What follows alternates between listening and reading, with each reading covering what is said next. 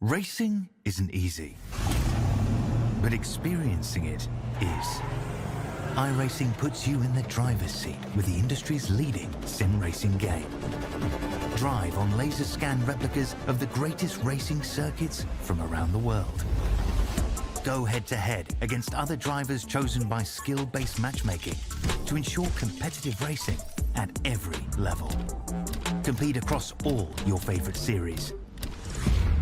In officially licensed cars, engineered to deliver the most accurate driving experience possible.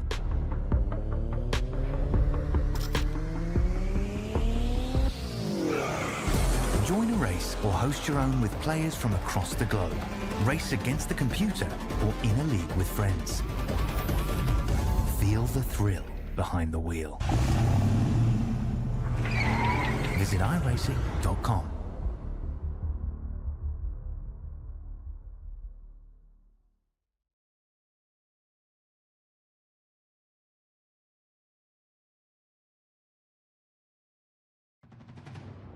Welcome back by popular demand and to a circuit full of high speed, high thrill, and all of the action that you need. We head to the Styrian Mountains here as we are now in Drop Round Central in the championship. Welcome to Spielberg. Welcome to the Red Bull Ring for your iRacing C-Class Supercars Series. It has been one which, at the top end of the table, it's been all about dominance and who has been looking to stand head and shoulders above everybody else. But a race here today around the track which pretty much says all you need to know about it. It's big braking zones, it's big slipstream, it's big chances to go and overtake. My name is Jake Sperry here, bringing you all of the coverage here on iRacing's channels here on YouTube and on Twitch, as well as with Facebook, along with Jay Kennedy for the ride, pulling double duty here today as we get ourselves situated to a circuit that, for most fans of motorsport and for most fans of iRacing, doesn't really need that much of an introduction. It's become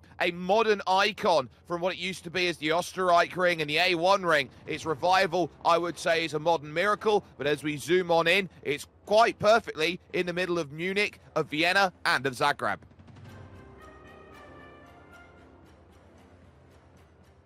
And there we see it now down on in. And as we take that look here, so many great overtaking opportunities around this Red Bull Ring, a circuit that has been there since 2016, from the Niki Lauda curve of turn 1 over towards turn number 3, of course, which used to be known as the Remus turn. Then in through at Rauch at turn 4, and then the Grath corner at turn number 7. Jochenrindt 9 and 10, the final two places on the lap where you can go and make a move, and making that opportunity to overtake is important. Just the two left-handers on this track, so keep an eye on right side tyres. I know that the Munzer turn, the money turn out there on the circuit, is going to be one which doesn't really have too much turn as you go through it, so you've got to be very switched on to what these drivers do. Now, let's talk last time out in terms of what went through, because we were unable to bring coverage to you due to a power outage. But it was a win for Richie Stanaway, who was able to stand on the top step of the podium and did so by 0.6 of a second over James Scott, which was nice to see him there. Ross Rizzo and Topi Courtaniemi third and fourth with Leo Duncan and Rob Bowden. Yuanji Lin would finish 7th ahead of Daniel Hall, with Steve Jansen and Alex Sevillano making up the top 10 in maybe a reduced field, some would say. But all these drivers are looking around at their championship points here in terms of what they're trying to put together. And as we take a look at the standings here, this is with the drop rounds applied. There's only a gap of 8 between Jared Filsell and Brody Kostecki. Richie Stanaway now moving up into 3rd position, but more drops used on the horizon. Madison Down and Rehan Lianaj 4th and 5th, with Robbie Gibbs, Luke Grissella, Blake Warboys, Thomas McMillan and Ryan Jones making up the top 10 at the moment. Jay, I tell you what, I am really looking forward to all of this racing, and you cannot sit down and say that this is going to be one which nobody's really got no expectation of, because this is one of the few circuits where it's about how brave you are on the brakes. 100%. It's an expect the unexpected style of track, isn't it? We've seen all sorts of things. With a couple issues here and there, so we will get over to that. I was talking on the stream and I forgot to unmute for you. Yeah, it's one of those tracks where you expect the unexpected. Everything can happen. Everything is possible. And the one thing that the drivers had to tackle coming into this round was the threat of some rain. The the sky looks a bit cloudy, but it's definitely no water looking like it'll fall from the sky. But conditions aren't that easy out there. It is very, very cold. So the tyre change in the pit stop is going to be a real talking point later on. Yeah, I'd agree on that. So I think these drivers are looking at, well, what can they do? They now know that they're in dry conditions. There is no threat of rain out there, but it is a large field that we've got here today. 25 drivers out there, and they're split over the course of 3 different splits. So there is a chance to really move the pace up, find opportunities to get those points and to really get the results that they want. But qualifying will come first. They will have 8 minutes to set a representative flying time. They will have 2 laps available to them in order to set that time within those 8 minutes. And there is car number 1, 9,085 iRacing for Rehan Lianaj, and soon moving into the really top realms. Not that 9,000 iRacing, for example, would have put him right slap bang in the middle of the iRacing range for those doing the Bathurst 12-hour, which went on with iRacing over the course of the weekend. So for Rehan Lianaj, this is his first real flying lap, his first attempt, uphill braking zone in towards turn 3, and that's what makes this corner difficult, because you can brake later than you think you can. Yeah, it's a real interesting braking zone, the best passing opportunity on the track as well with the uphill braking zone. As you said, you brake really, really late, and that really does lend itself to a corner or a section where you can leave yourself open to mistakes as well, because you can push tiny little bit too far, outbrake yourself. The other side of that, because it's such a big braking zone, you can brake a tiny little bit too early and leave yourself open to someone to pass up the inside. But that will be the key point to watch throughout this race, that corner there.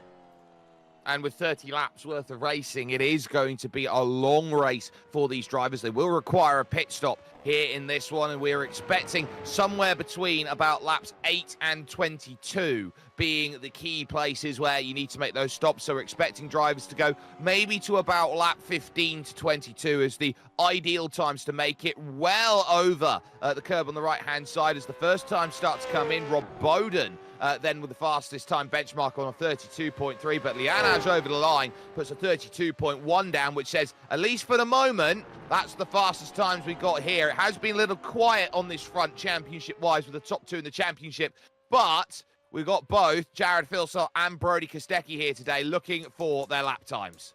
Yeah, Brody Kostecki's not far away from finishing a lap as well, so trying to get him up on screen. Still having some tech issues carrying over from last week, which is great to see. At least the power's still connected this week, which is a very good blessing, as Filsell does set the fastest lap of the session. Oh, and does he ever? 131.7. He goes nearly 4. In fact, he does go 4/10 quicker than Rehan Lianaj on his first flying lap. So that's a magical lap time by Jared Filsell. But will that be reciprocated by the likes of Kostecki, who's yet to set a flying lap time currently out there, and we'll have another one after Filsell's second because he's behind him on circuit technically at this point. 3 minutes and 30 to go, and a couple of drivers find themselves without a qualifying lap out there, so they're going to have a lot of work to do in the race as they will be a little bit further back. But Lianaj on his second lap will need to find improvements in what are, I would say, cool conditions. 23 degrees Celsius track temperature at the moment. Not much to deal with, but a bit of wind coming in from the northeast. Here comes Lianaj over the line and moves to a 31.9, so improves that gap over Steve Janssen in third position. So I'd say good job so far. Yep, that's not a bad lap. You'll be pretty happy with that. As long as he can keep it up towards the pointy end. Strategy is going to be key. He's got a very, very good strategic brain over his shoulder as well, over his right shoulder while he's in the car. His dad, Laz, helps him out with strategy. His Filsell coming to the line. This looks pretty good too. Oh. Wow. Yeah, this is even better. It's a 31.5, and now he goes 4/10 to the good. So this is really shouting how good is it. But what does it matter? Brody Kostecki's pipped him by 0.02 of a second. Jared's got no more laps out there. Ryan Bettis has just gone 4th fastest, but Brody will feel he'll only need to do 1 lap with that sort of time. He has just aced one. He has. It's a very, very good lap, and he almost was a little bit too conservative on that first lap, and then was able to capitalize on the second and use the little bit of tire advantage he had to finish off is on screen here, Jack Mara. He's also finished his lap. So there's not many drivers left on track that can potentially steal that pole away, but it's going to be very, very tough for anyone to beat Kostecki at this stage. Yeah, so Tim Mulford's out there on a lap at the moment, and so too Seb Tixier, who's just dived into the pit. So at the moment, I think it's just Tim Mulford, the only driver at the moment who can improve. Adam Hughes is making his way to the line in the blackout OPR car, and he's just done a 32.3, so that puts him on the third row of the grid. That's a pretty good qualifying from Adam Hughes, but Mulford here, of course, running as part of the Phoenix team right now. Teammate, of course, one Mr. Rehan Lianaj, and heading over towards the line. What can Tim Mulford do as a first attempt? So that's a 32.8. That's good enough for 17th position, but you look at the time he's got left in the session, he will not get around to do another lap. It's a hard count of 8 minutes, not a soft one where he can finish once 8 minutes expires. Yeah, and it doesn't look like anyone else will actually finish a lap either, so that is the end of qualifying. 25 drivers in the session, and only 22 get times in. So there's a few drivers that are going to be starting a fair way down the field when it comes to race time in a couple of minutes. They certainly will, and they'll be split by their iRating down there if they haven't set a time. That is the tiebreaker when you do not set a representative flying time. But we do now have the grid in full effect then at the moment at the Red Bull Ring, and we will take the chance to run through that with you, as it will be car number 2 who is on the pole position, Brody Kostecki, there by 0.02 of a second. He had another lap in the back pocket if he wanted to, so you could argue he's got an extra 0.2 of a second. Jared Filsell there is alongside the company, the championship leader, looking to improve on his points margin. It's then Rehan Lianaj who finds himself in 3rd place, with Ryan Bettis alongside him there in 4th overall, as Steve Janssen and Adam Hughes will line up in Ps 5 and 6. Row number 4, Rob Bowden has matched the time of Adam Hughes, but ultimately is going to be classified as a little bit further behind him in 7th, with Yuanji Lin for 5-Star Motorsport there in 8th position. Then the 5th row of the grid will have Sebastian Tixier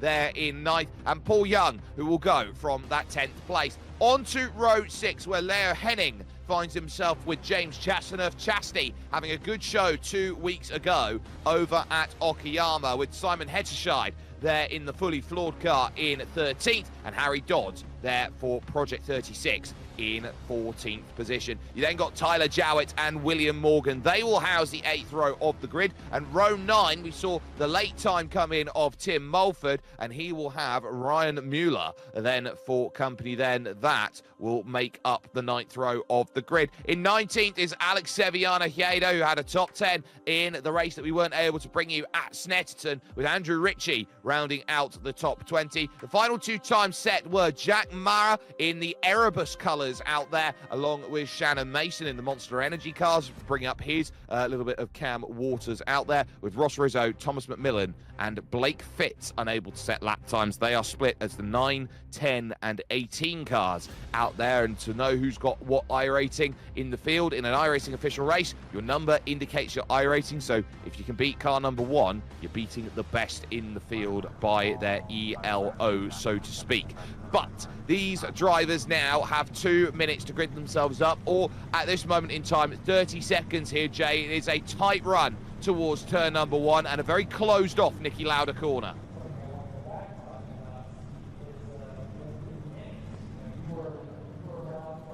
Just realised I've muted myself again. Guys will be trying to make it 3 wide as well, and it does get very, very narrow at corner apex and then widens up after the apex. So don't be surprised if there's a little bit of an issue as we get into that corner. So refs start to rise. Yeah, so they're all there, they're all ready, and now here is the drop of the green flag. 30 laps of the Red Bull Ring starts now, and it's a great start from the front 3, and it's a little bit sluggish there from Ryan Bettis. They fan out almost 4 wide as they head down in towards the opening section of corner then through Niki Lauda, and there's a big slide from Rob Bowden. There's a big turn as they go through, dumped across the nose, and away and down to the back of the field will go Seb Tixier as he looks around at everyone else. It's a massive breakaway at the front, but everyone else, it's panic stations. Here's a look from Lianaj around the outside. He's looking, but the middle of the pack right now, it is where do you go? It's a car park out there, isn't it? There's just people everywhere. It's like it's they've just realised that it's Boxing Day sales, or Black Friday sales and they're all trying to find a parking spot and get to the front of the queue.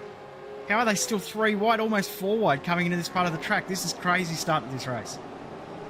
Well, Harry Dodd's got a massive hit from behind from Thomas McMillan, who overshot himself on the brakes and caused dramas out there on the track. But for the moment, it's 6 clear at the front. Middle of the pack, Mulford trying to battle with William Morgan. Oh, captain, my captain. He will have to fall into line just so that Alex Sevillano doesn't bring himself in. Just in front, it's starting to get a little bit busy out there. Yuanji Lin's got his eyes on Thomas McMillan, and the question for McMillan is, how much damage does his Chevrolet have on the front? The answer is, I don't think too much. So I think he got away with that hit that he copped with Dodds on the opening lap of the race. But at least for the moment, Phil Sell leads. Into second now is Lianage. Third is Brody Kostecki. And fourth place now, Ryan Bettis has the job of trying to hold on to those 3 rampaging cars at the front. 2 Mustangs and a Chevy.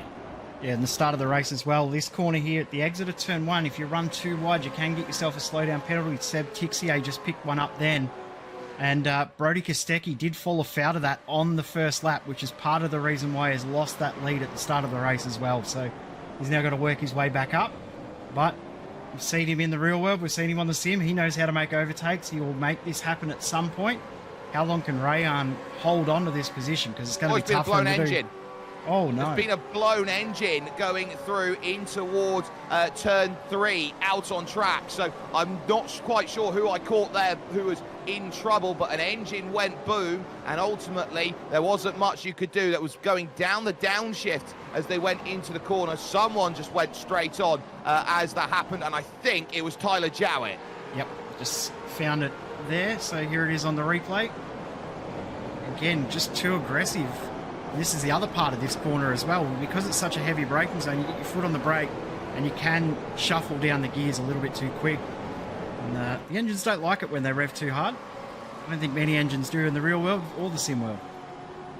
No, they don't, and especially on the downshifts, you're trying to be very cautious about how you try and run forward, because the higher that you go in the revs there, Jay, of course, you get that engine braking factor, which slows the car down a little bit quicker when you're going from high revs to low revs instead of sticking down in the low revs. So I think that's also going to be a key, that drivers are trying to push the boundaries as far as possible. 100% trying to use as much of the mechanical horsepower of the car up the hill, and then using that same engine power to slow you down at the braking zone.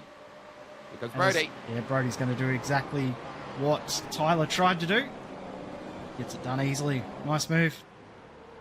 Needed it done and manages to find it, and behind it's on as well, because Steve Jansen has 2 blackout OPR cars to battle with, Ryan Bettis and Adam Hughes, who want their ways in. Now we'll take a look here, picture in picture, one on the top side, one on the bottom side of your screen, as here comes the look around the outside of Rauch corner, and Adam Hughes looks around and sees Ryan Bettis is still trying to find that pass here on Jansen. The 2 next corners are his to have, but he backs out and allows Steve Jansen to have that move. Hughes now sits behind with Paul Young and also James Chastaneuf, who's there. And what a start by Thomas McMillan, who's gone from 24th to 10th in just 2.5 laps. A little bit of contact certainly helped that, but he had a mega launch. Yeah, he's just got through the big incident at the start of the race, which we'll get a replay of soon. It definitely helped him. He was in the right place at the right time to get around most of the incident. Sure, there was a little bit of contact that he was a part of, but even still, if you get yourself in the right place, you can make those overtakes. And could have easily gone wrong for him too, with himself being involved in that contact. Little mistake on the apex there from Brody Kostecki. He might be in a little bit of trouble here.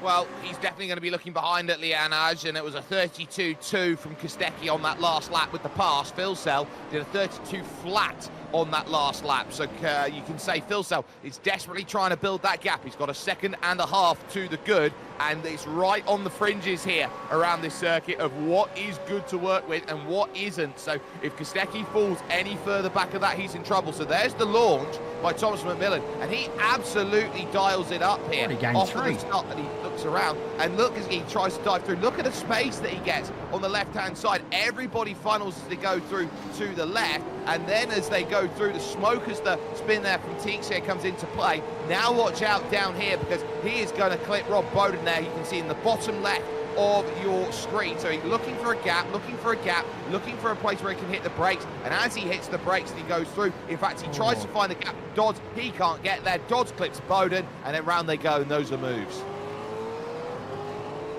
Regardless of the contact, still impressive to get so many positions. And that launch at the start, he gained 4 spots before the braking zone at turn 1. There was the only driver really to make big inroads at the start of that lap. So great job from him. But yeah, took advantage of the incidents around him. Sure, there was a little bit of contact, but even still, that's still a good start.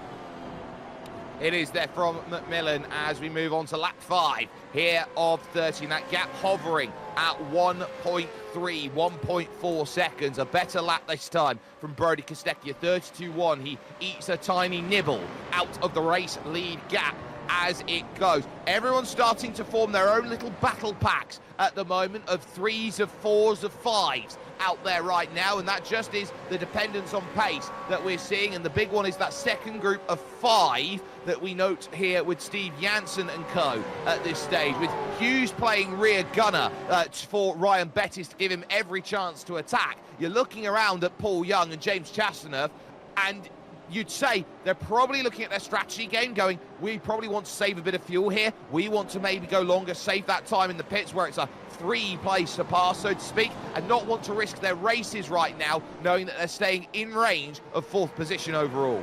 Yeah, the one thing about this track too, though, we haven't really talked about is it's relatively short in comparison to all of the others we've been to on the circuit this season. So finding yourself a gap to feed back into when you've got those cold tyres is going to be a big struggle for a lot of these drivers. So I think everyone is going to want to wait until others have made their pit stop. They're going to want to go 1 or 2 laps longer than their opponents so that they make sure they get clean air.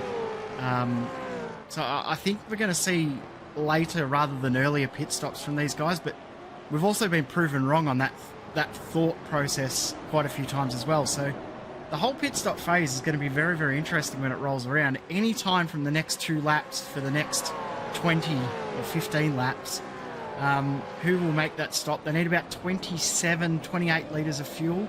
So it's not a huge amount of fuel that you have to dump in the car at the stop either. So around about 8 or 9 seconds. Well, the other thing to keep in mind is we've got a bit of side-by-side behind between Yuan Lin and Leo Henning trying to fend off the move, and I think Lin here is going to get that pass, and he is in the number 17 machine. Going to lose out here is Henning to Lin in the number 5 car, but battling back at Rauk. It's off camber as you go through. You all funnel over to the outside curb on the left-hand side, which makes it a very difficult corner, and probably the one that ends most of the battles out there. But move made by Yuan Lin. He gains the place up and now finds himself one more in the realms. That puts him inside the top 10. You do find that around the pit stop window, this is one of the shortest pit lanes out there by where they put the commitment cone to say slow down for the pits on entry, because you've got that massive run through the final corner on a single track line, and then you've got to slow it down for the green commitment codes, which says you've got to be at the pit speed limiter. The other part of the pit lane that's not often talked about is how difficult the pit exit is with how sharp the hairpin, or the first corner is. You're uphill, you've got a very narrow pit lane at that point as well, and then a very close wall. So drivers have been caught out with that before as well. They have done, and it is a very tight exit, and you are trying to attack as much as you can off of it. Oh, what a massive tank slapper there, just behind Alex Seviano. That was Simon Hetterscheid, who was finding himself then all shades of sideways as he was trying to get his Mustang corralled up. In front of them, though, as a dive down the inside as we watch Jack Mara get close. Tim Mulford makes the move, and he gets by Ryan Muller for position, and Muller right now will be feeling a little bit cornered. Jack Mara, the reason we flicked to him is he ran extremely wide. We talked about the slowdown penalty at turn 1.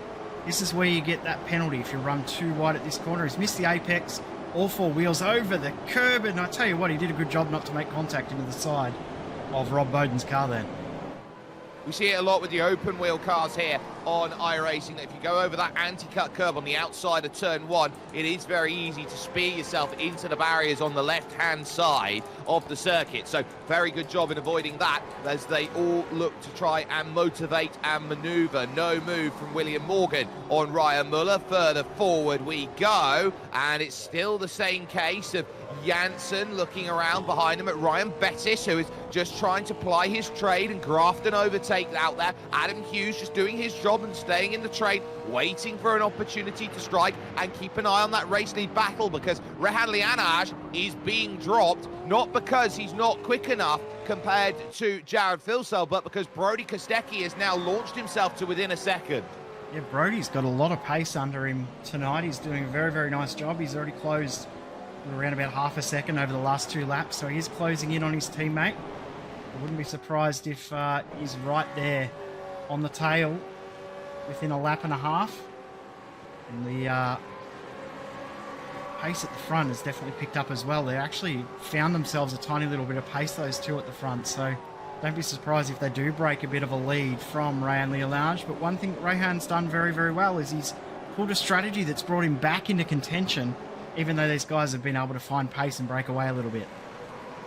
Yeah, and that's where I think Rehan's going to be very, very interesting as a character to deal with. How quick is he going to be? Because if he now finds himself isolated on an island on his own, what cards can he pull to bring himself into the race? And that's where Laz comes into play. Always wants to give his son every opportunity to go out there to race and have a shot of victory, no matter how slim the margin is. So I think that's going to play an important factor later on. So this was Simon Hettershide down the inside. So Seviano had already made the move on Morgan in the corner before, but then the fully floored car fully floors it into Morgan, decides to redress it a little bit better than the likes of the Cam Waters incident that we saw earlier this week, over the weekend, but certainly did a good job of it. Definitely did. He did a great job of redressing the position. It did cost him another position as well, because Ross Rizzo, speaking of flooring it, he floored it on by and made a move on both. So he is now closing in on the back of Alex Seviano as Morgan now loses the spot. And here comes Rob Bowden. This pack's got a bit racy very, very quickly. Oh, 3 wide. Why not? Oh, they're going to push through, and don't forget Jack Mara. He wants to be involved with it as he goes door to door, and now we go 2 wide, 2 deep, up to turn 3, the former Ramus corner, and Bowden on the outside goes through 3 wide through the middle. Morgan gets shuffled out. Hettershide now needing power off the exit. He just about gets the drive, and the moment that he needs, Mara falls back into line in the Erebus car out there at the moment, looking around left or right. Which way do you want to go? They fight on the brakes. Bowden tries to go around the outside of Hettershide, and Hettershide just fences him out through the middle of the corner. Jack Mara picks it up. Nice job from Mara to get a position, and Morgan's done a good job to hold on because he was shuffled out wide there at the hairpin and did a good job to not lose it out in the marbles. One thing we haven't talked about as well, they've played a big factor in the entire season as Morgan has a little look up the inside, shows the nose. Good job from Bowden to give just enough room, and Morgan then unsettled on the switchback there. This is a great little battle here.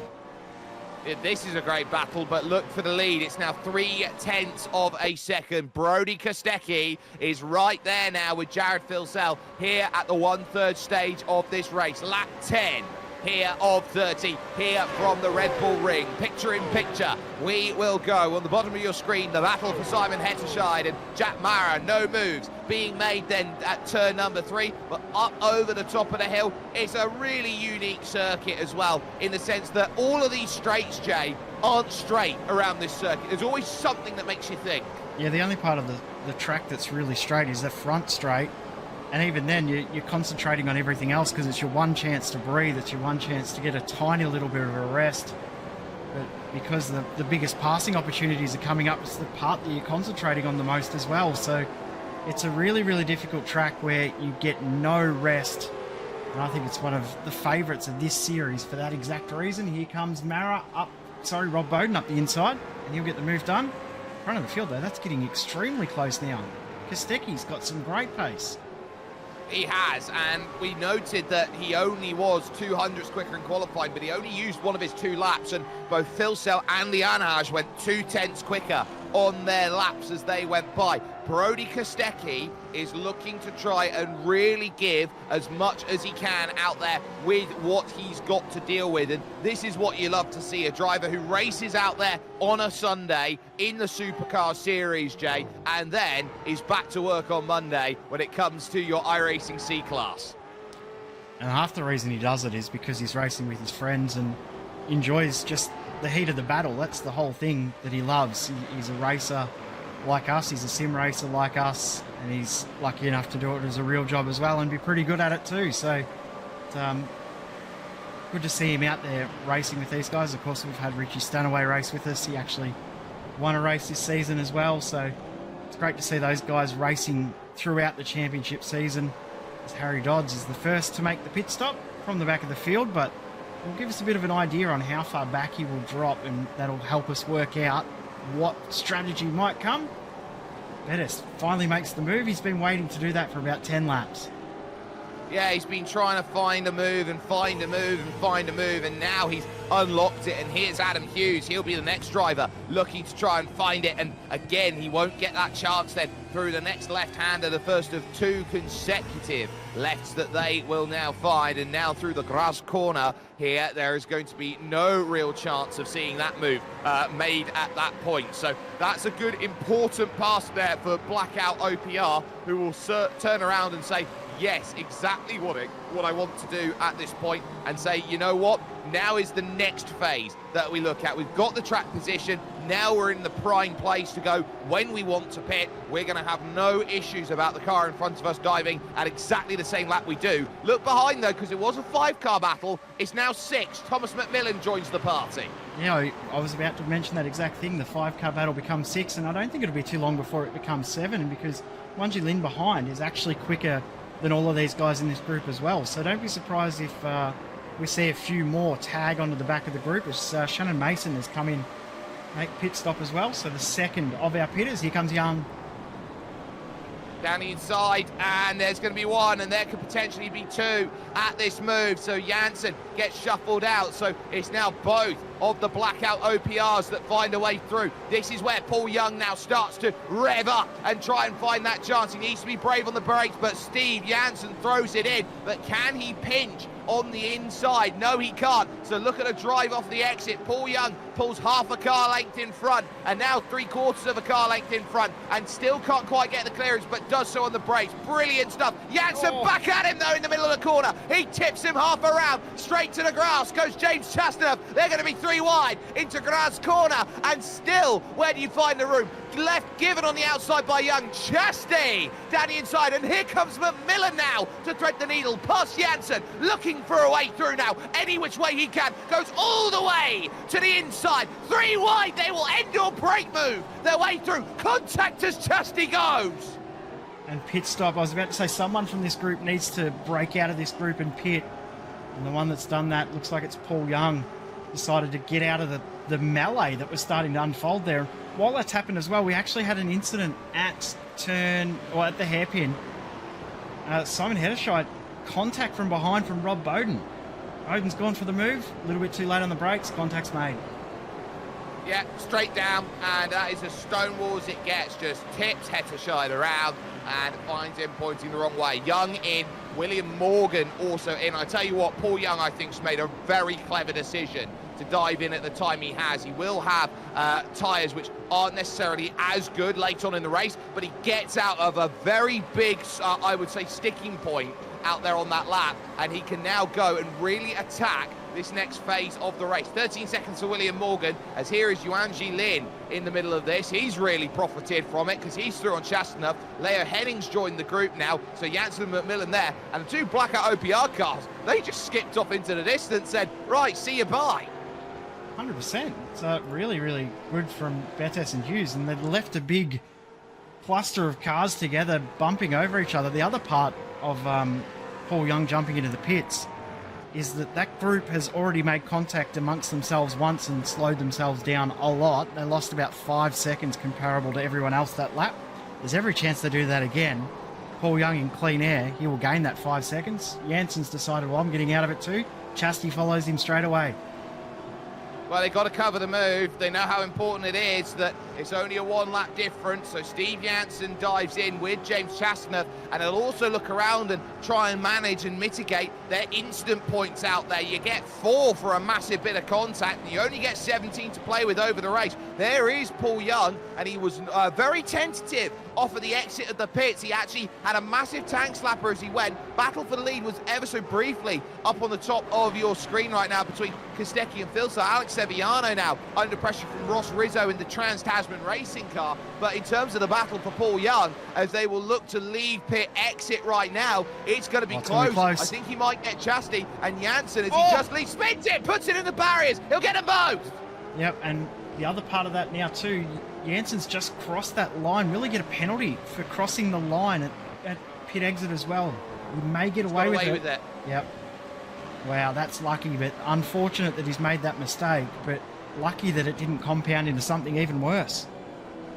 Oh, it could have been really dramatic there for Steve Jansen, and it could have been the end of his race if he wasn't too careful about it. It's something so easy to do. Cold tyres, the mistake there, on board with Brody Kostecki, the 2023 Supercars champion, as he chases down one of the Supercars legends of sim racing in Jared Filsell. Everything that Jared does is like the Midas touch sometimes, Jay. It turns to gold. 100%. He's got a great record in these cars, with whichever iteration of these cars as well. He's just something with him, and these cars have just glued, and he's been absolutely dominant. I think in some series, it's 60-70% win ratio, which is unheard of in a lot of road racing series. It's incredible the success that he's had in this series, but his teammate in the sim, Brody Kostecki, he's a good mate. Giving him a bit of a run for his money at the moment. I think they will pit on different laps, and that will make the race very, very spicy.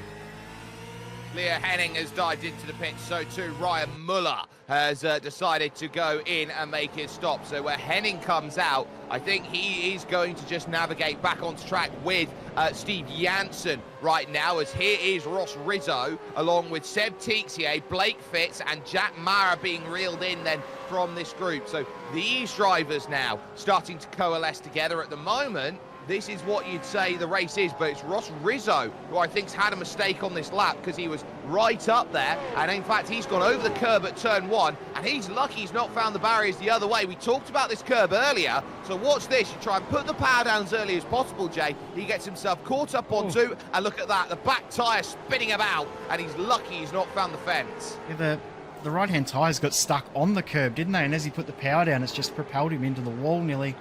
As you said, lucky to not put it in the fence completely. But he'll continue on, thankfully. And front of the field, the guys look like they're continuing on as well. So no pit stops from them. The top 15 still left to pit in this race, but only about 6 more laps for that pit window to stay open. You'd almost think that Rayhan has to pit 1 or 2 laps earlier to try and get some sort of track advantage over the other guys. The downfall of that is, does that put him into this traffic of these guys right here?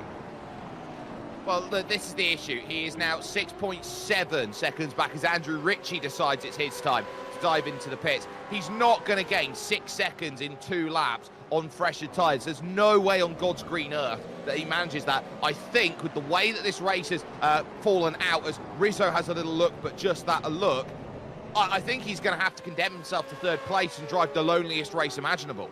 I think you're right. I think that's the only option he's got from here, but he almost has to hope that Jared or Brody or both make a similar mistake to what we just saw with Steve Jansen. And isn't it funny that that was something I said that could happen before the race? It was exactly the thing. The pit exit is so tricky here. It does catch drivers out. It's a lot narrower than you expect. It's uphill, and it really does prove to be a very difficult part of the track, but it is a part of the track that the drivers should know pretty well. You do practice your pit exit a lot more than you practice your pit entry. Oh, you do, and drivers aren't really as fond of practicing the pit exit out there, because they know how it's, oh, we're just going to get out on the circuit and go for it. But it is an important factor when you've got more fuel and fresh tyres going out there trying to make it happen. Kostecki closing, diving, looking for the move on Jared Filsell. Opens the door up, lets him have it. going through at turn 3, but Phil Sell now has the opportunity to sit and wait. So that is an important move for the race. Kostecki leads, Phil Sell into second, and that was just as late as a move can be. He just sat and waited on Jared Philsell to see what's he gonna do. He stayed all the way over on the right-hand side curb and then thought, you know what, you've left the door wide open for me to gallop on by. Very, very nice move. I don't know if Jared realised he was going to go for it or whether... I'm sure that these two are in communications with each other, but I still don't think that Jared was expecting that move to come at that point. So, a very, very nice move. Brody's done a great job. And Jared, is he just slowing up a little bit just to maybe save a dash of fuel? It doesn't look like he's anywhere near as aggressive as he was while he was maintaining that lead. In saying that right on cue, he starts to get aggressive again. Yes, so he now very comfortably sits behind Brody Kostecki and realises that he can keep the same pace if he sits behind in the slipstream. That is a big talking point here, that it is tough to run away once you have made a move out there and over the anti-cut curves at the Niki Lauda curve. They now find themselves dropping again down the hill through the Munzer curve, which is the money curve out there, and they've got a brand new chicane out there in the real world at the moment that was used for MotoGP after the Valentino Rossi crash that they had here about 4 or 5 years ago, right up behind. And this might be where Jared Philsell decides he wants to look, because he now feigns open to the right-hand side, ever impressive in the mirrors. But Brody Kostecki, undeterred as he shouldn't be, just hits his mark and says, I've got nothing to worry about down the hill into Rauk. Just as that has happened as well. Ross Rizzo is in the pits, so that leaves us with 12. Rizzo's going to pop out right where he was in that earlier battle with William Morgan as well, so they'll resume their fight. Still lots going on out in other battles too, as these guys are going at it too, which is great to see.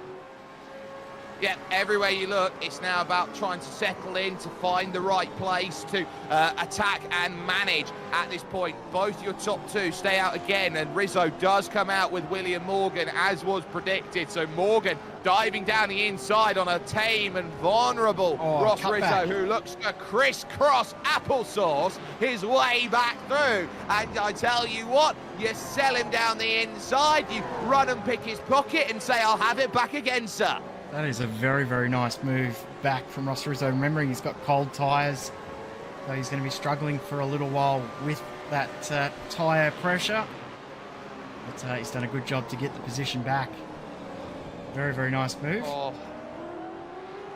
Jared is looking so feisty behind Brody Kostecki there. Yep. He was almost pushing him down the straight over towards turn 3 at Ramus, and he was looking around thinking, what can I do, what can I do, and ultimately backed out of it. Still no dice. I think Jared's unwilling to show what he's potentially able to do in making an overtake. I think he's sitting, now we got more in the pits. Mulford and Fitz and Hetterscheid, and a black flag for Rob Bowden. How has he hit 17 incident points in 18 laps? Well, remember, he's been involved in a little bit of pushing and shoving back in the field. There's 4x he would have got on lap 1 with contact with Harry Dodds from the contact between Dodds and McMillan, and then he would have got another one later on with contact.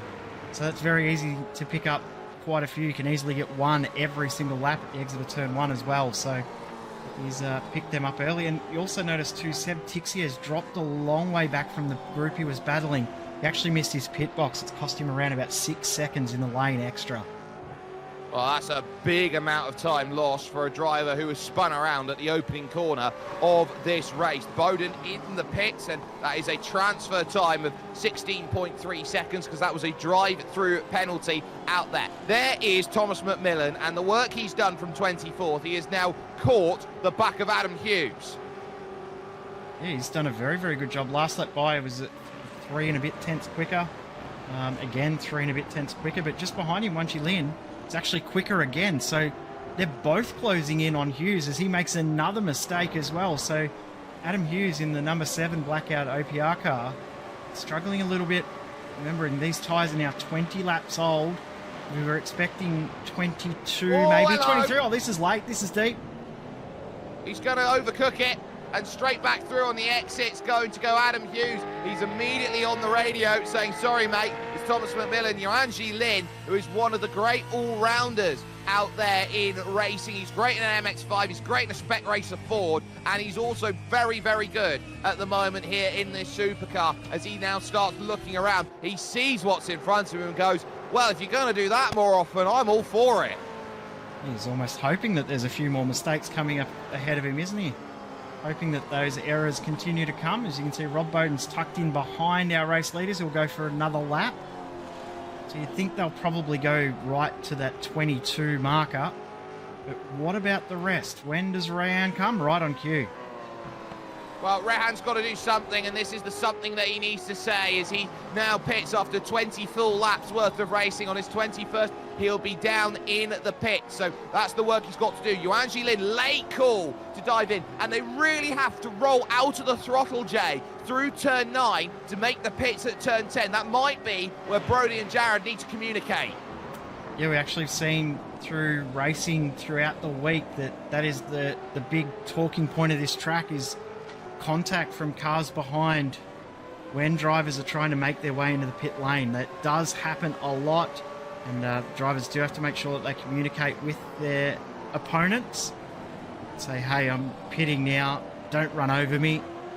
And I'm sure the drivers behind are just as appreciative of not running someone over as the drivers that are coming into the pits are.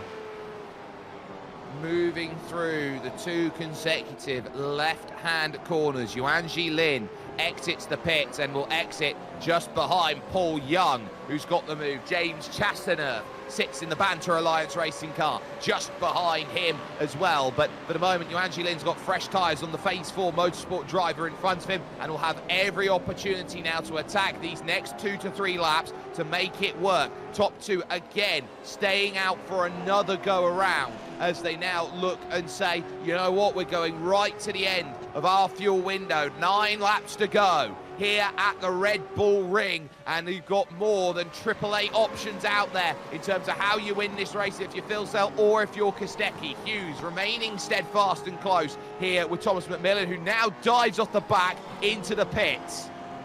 I wonder if this is a tester for Kostecki and Phil Sell to see where he will slot in so that they have an idea on where they will come back out on the track. They didn't want to come out in that battle with Hughes McMillan. Oh, look out for the lead. Oh, here we go.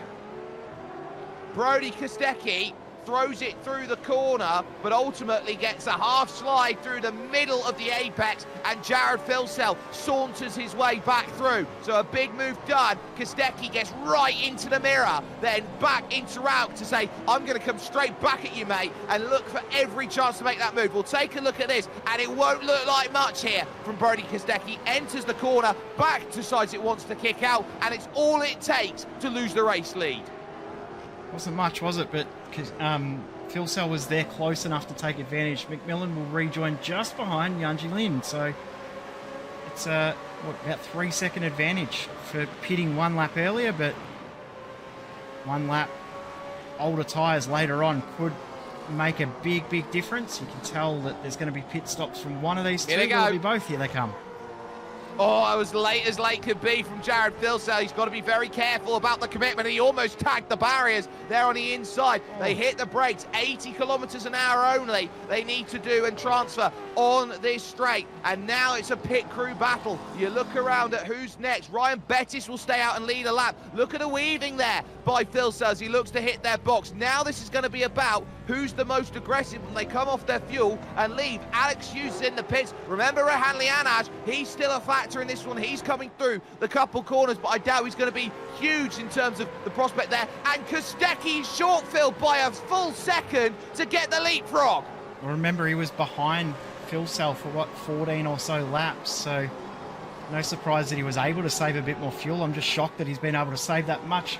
Side by side through the final corner very rarely works, and it holds both these guys up. Now McMillan is going to get a run down the front straight, and he might get a move 2 positions here into turn 1. Well, he certainly could, and on the exit of pits is Adam Hughes, who I think is going to join out just in front of this group. So this is going to get busy now as Hughes is going to need that power. Paul Young falls into line because he knows that Yuanji Lin's there behind. He needs every single piece of slipstream he can imagine along this straight. Lin closing and closing and closing, lunging here at turn 3. The prime place to get it done. Up over the top of the hill, clean as a whistle. Very, very nice move. And here comes McMillan as well. He's probably close enough to get the move done at the next corner. No, he's going to tuck back in behind. Thought he was going to get the move done, but he's decided, well, actually he has decided to go for it. A little bit of a late move in the end, and he's going to get it done. Very, very nice on Paul Young, who's, remember, got 9 lap older tyres than Thomas McMillan. As at the front of the field, Ryan Bettis will come into the pits after his lap led. We thought that 22 was about the most you can get. Well, that was 23. Well done.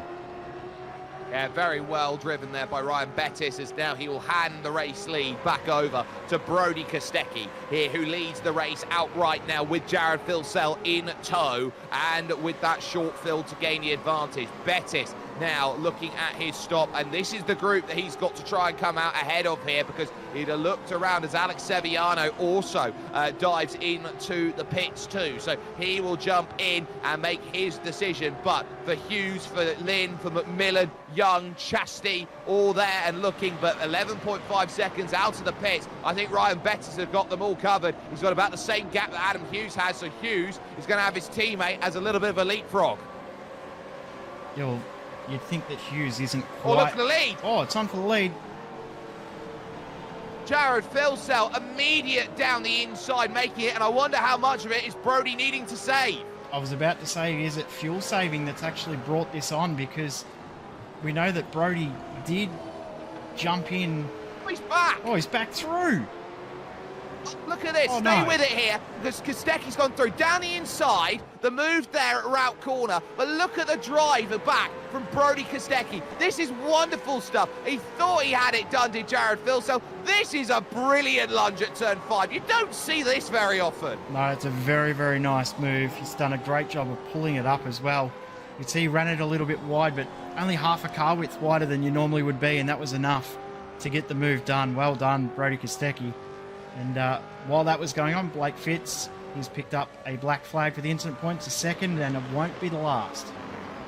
It certainly won't. 6 laps to go here at the Red Bull Ring, and it is a pure showdown between Brody Kostecki and Jared Filsell, your 1 and 2 as the championship goes. Kostecki started the season with a couple of victories. Filsell had 4 straight at a certain point in this season. They've both taken a couple of weeks off to allow their drop rounds to be used, and now on the exit here, Filsell looking to climb the hill with power and hope there is going to be a chance that he can find that one move needed. Kostecki leaving that option there. If you want to dive for it, mate, go for it, but there's no look as they come into route corner right up to the back. You can see the Chevy nose was having a good sniff around for an overtake, wasn't able to get there just yet, but Kostecki is under pressure right now from Filsell, and these two titans are going at it.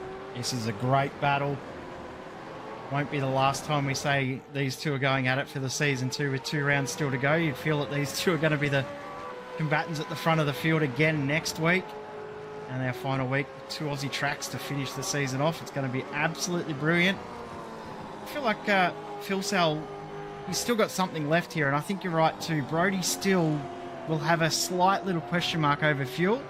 Now that he knows that Jared's going to throw it up the inside at any possible position, he can't really afford to save too much. As fastest lap for Jared, and here comes the move at turn 1.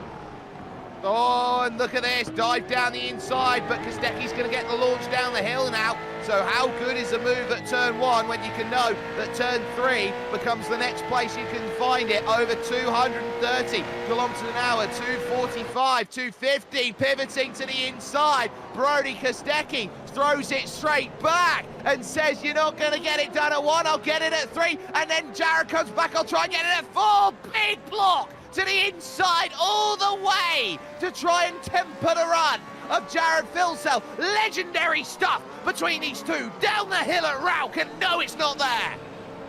Oh, I thought that Brody might have chopped the nose there of Jared and got a bit of contact, but they've both done very, very well to make sure that there was none. But here's the move coming back from Phil Sell. What a spot to do this. Well, he's got the next left-hander as well. That's going to be big here if they can get turn 6 at Kraft corner, and it's there. But Kostecki tries to lift and get one on the exit here. Try and get drive, but the right's there for Filsell. Kostecki, though, with a wonderful bit of launch, is going to try and find this move. He's going to try and go around the outside of Jochen, or is he going to try and cross him up? He'll cross him up for 10. He'll cross him up for 10. Down the inside. What a pass. That is brilliant. Brilliant driving from both of these guys. I tell you what, it's not done. Filsell's going to come back again at turn 1. We're going to see this for another 4 laps, Barry. You better save some voice for the end, because this is going to be one for the ages. 4 laps to go. Kostecki tries to hold around the outside. That's the way that Jared Filsell needs to make the pass at 1. Delay it slightly. Hold him tantalisingly on the edge. And now you got the advantage for the next left. But watch the side draft. Remember, it came down to a side draft on Sunday. And look at the throw. Tried to sell his shoes. Did Brody Kostecki, and still they go wing mirror to wing mirror. Absolutely incredible stuff. This has been for almost a lap, in fact a lap and a half, between 2 legends of this sim racing sphere. Back down to the inside. Filsell's a little later on the brakes, but Kostecki leans into the corner and gets the pass, but Filsell will try and come back again. Don't forget, we've still got one small question mark over Brody Kostecki and the amount of fuel he's got in his car. I don't think this intense battling will be helping that strategy call at all. The one positive to note is they are not losing enough ground for Ryan Leonage to get himself into this battle at this stage. So they keep fighting too much. They might bring him in a little bit closer, but they've still got heaps of room behind. 8 seconds back is Rayhan, so they can fight for a lot longer.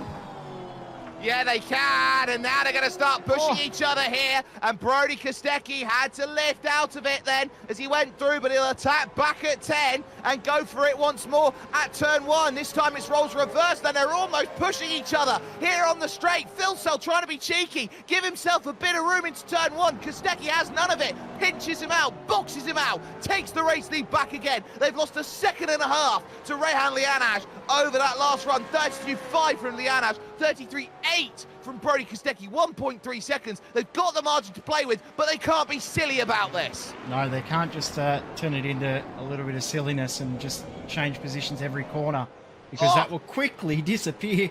As a little check-up on corner exit, Kostecki knew that Filsell was going to come. Oh, he's taken to the grass. This is brilliant. 2 tyres on. Jared Filsell never says die as he dives down the inside at route corner to retake the race in again, but Kostecki's going to try and cross him up once more. This is a case of trying to think in 8 different dimensions in this chess game. And now to the outside of turn 6. Here, going to throw it in around the outside of one corner. You're going to have to do it again, Brody, if you want to get this pass sorted. Jared Filsell, this is the move of the season right now. A titanic struggle between 2 of the best. Filsell with drive, but the inside still Kostecki's. This is so good to watch. And we've still got 2 more laps of these guys going at it after they come to the line. So we've still got 20 corners. We've still got 8 kilometres of this to go. And you could sense that it's going to be no more than a car distance apart between the 2 of them for the next 8 kilometres. What a race this has been so far. 2 laps to go. This is going to be a fantastic finish. Well, Jared Filsell, at what point does he go, I'm going to make you sweat? He doesn't decide to lunge for it at the Niki Lauda curve. He now sits back and says, wait, I will be on my haunches, looking for this move. All the way to the right side goes Brody Kostecki, trying to cut off any look to the inside. Filsell now has to go a long way around at Raymer's corner, but he already pulls half a car length in front as they hit the brakes. But Kostecki absolutely throws it on the brakes. Contact front to rear again. This time there's no drive for Kostecki. Filsell gets it. Yeah, Filsell will get this spot. Although Filsell may be just redressing the little bit of contact he had there, or is he just trying to make sure he doesn't have too much of a run so that Kostecki can come back on him? Either way, it's great to watch. And while this has been going on, that other battle's been happening too. Watch Thomas McMillan here. Has a little bit of a moment, as he's just received a black flag hitting the incident limit as they're still side by side at the front. Watch this, just chops the nose in front of Paul Young and nearly gets put into the wall. Yeah, he's got to be careful about that. Kostecki back through, though, and puts himself into the race lead. We've got a lap and a little bit to go, Jay. Who's your money? I think it's on Jared. As this has got worse in this group. Have a look at this. Oh. And that's resulted in a black flag for Thomas McMillan. Well, he got aggressive early into turn 3, and that happened there, and that's cost McMillan his race, and sometimes that's just the way the cookie crumbles. 1 lap to go in one of the greatest fights, if not the greatest sim racing fight I've seen in 10 years of sim racing commentary. Here comes Jared Filsell, back down the inside of Nicky Lauda, trying to get the move on Brody Dunn, and Brody holds his ground, and now they look over towards Ramus at turn 3. Through the Munster corner they go, and who is the most money between the Supercars champion and Mr. Sim Racing, Mr. Supercar on iRacing? Jared Filsell down the inside, blocks him up, going through at turn 3, and now Brody's going to have to really drive and get as best as he can out of it, because Filsell has been so clever about that move. I doubt we'll see a move here at round, but here comes Brody from a mile back down the inside. He can get it slowed up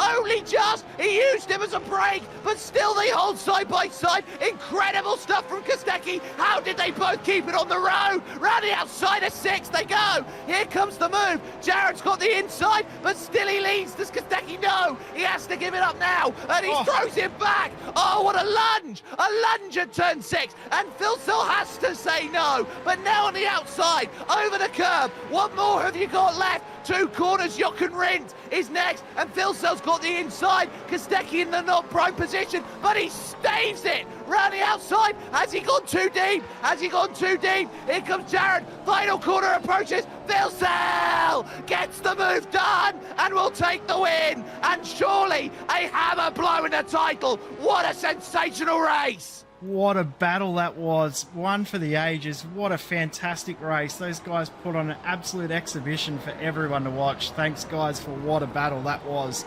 Absolutely incredible. Ray and Leonage ended up only 3 seconds back in the end from that fight. And this battle here, well, it looks a little bit more subdued than it was around about 10 minutes ago when we saw all of that battling going on. McMillan, after his epic drive through the field, he's come back out in 15th. He won't have enough time to gain any more spots. What an incredible race. He's going to lose another one. Oh, hello, Yetin. Look at this over the line. It's going to show you how quickly you can lose these He's out of field. late. Bam. He is, and that is massive for Thomas McMillan, because if he hasn't served his penalty either, he'll get an extra 40 on top. Yeah, he had served his drive-through penalty that previous lap, so that's why he rejoined back in that group. Oh, get your breath for a second, Sperry. That was absolutely incredible. One of the best races we've seen. One of the best races we've had in this series so far. I cannot think of a race in these cars, whether it be the 2014, 2019, or the current generation, that has been that entertaining to watch from start to finish the whole way through. What a race. That may just be the greatest duel that we have seen in sim racing history, ladies and gentlemen, and you've all been witness to it. Jared Filsell, the margin will be 9/10 of a second over the line, but do not beguile that gap here in this one. It was one of the greatest battles. It went all the way to the final corner, and Brody Kostecki threw everything at Filsell and just could not get the result. Rehan Lianaj would end up only 4 seconds back then in 3rd position, but he had not enough time and not enough battling from those 2 in front to chase. A great 4th place for Ryan Bettis, as Adam Hughes would make it 2 blackout OPR cars in the top 5. James Chastanerf would be 6th ahead of Paul Young, with Yuanji Lin in 7th overall. Yuanji Lin in 8th overall because of Paul Young in 7th for Phase 4 Motorsport. Steve Janssen would end up in 9th place, and Leo Henning would round out the top 10 in this field. Moving over the page, a gain of 8 spaces in this one for Alex Seviano would put him up to 11th, with Ryan Muller in 12th position overall. Ross Rizzo would be the biggest gainer. He'd get double digits. He'd get 10, 23rd up to 13, with Jack Mara up 7 into 14th place. He'd finish ahead of William Morgan and Seb Tixier. What could have Seb done without the spin at the opening corner of this race? And the same could be said for Harry Dodds, who was turned around at turn 3 by Rob Bowden. A penalty for Thomas McMillan and no fuel in the back of the car would mean that he dropped to 18th after being up fighting for a top 5 finish here today, with Shannon Mason 19th and Tim Mulford there in 20th. There's only 23 cars on the leading lap, so Simon Hetterscheid, Andrew Ritchie and Rob Bowden finding themselves there. Blake Fitz had a penalty that he needed to serve and went 2 laps down, and the engine going for Tyler Jowett, the biggest retirement of the day here for this one. Simply put, one of the most incredible races out there that we have seen, and it's now the Australian double header to end this season out. We are heading to one of the most proudly Australian races out there, Jay. Welcome to Sandown. Yep, one of my home tracks, and absolutely love this place. It's great that it's still around. It's great that it will be preserved forever in iRacing, and one day we know we will lose it here in Melbourne, Victoria. We will see it disappear, but we know that it will be here forever. But while we've got it in the real world, while we've got it in the sim, we have to race it, and it is one of the greats. It is, and you can only catch it with us with SimSpeed TV and with iRacing, be it on iRacing YouTube and iRacing Twitch, and as well as SimSpeed TV on YouTube, on Twitch, and on everything you can possibly catch. What a sensational amount of racing we have had at the Red Bull Ring. It is worth its weight in gold that 2 of the best, one from the real world, one from the sim, clash in a titanic scrap for the sim racing title. But when you talk about moments, this is the moment that the entire season you would have felt hinged on. Jared Filsell, epic in the way he holds out Brody Kostecki, and the respect between those two will go on for age after age after age. Watch it back over and over again. If you want a masterclass of dueling on iRacing, you have just been witness to art here, ladies and gentlemen.